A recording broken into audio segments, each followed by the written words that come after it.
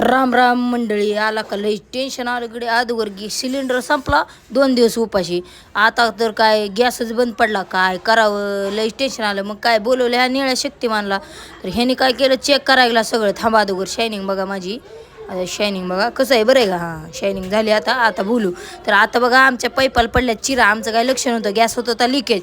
तर ह्यांनी सांगितलं 5 वर्षांनी पाईप बदलायचा. आम्ही 12 वर्ष झालं पाईप नाही बदललं. तर तुम्ही असं करू नका, गॅसची काळजी घेत चला, नाही तर दिवाळीचा ब्लास्ट एकदमच व्हायचा, दिवाळी साजरा व्हायची. आता हे नवीन संकट, फास्टमध्ये गॅस चालू, स्लो केला की बंद. म्हणून आता ऑल पण टाकावं लागले गॅसचे. तर गॅस खोलला, ऑल व्यवस्थित त्यांनी फिट केले. आता पाईप बी चेंज केला, ऑल बी चेंज केला, गॅसच नवीन केला. विषयच न का हा मोकारच निसतं बघा. आता व्यवस्थित गॅस फिट केला आणि चेक करून दाखवला बघा. स्लो पण होतंय, फास्ट पण होतंय. आता काही टेन्शन नाही. आता आली मेन वेळ. हा अर्ध्या तासात पट्ट्याने केलं की 1,66,000 बिल. तसं नाही हो.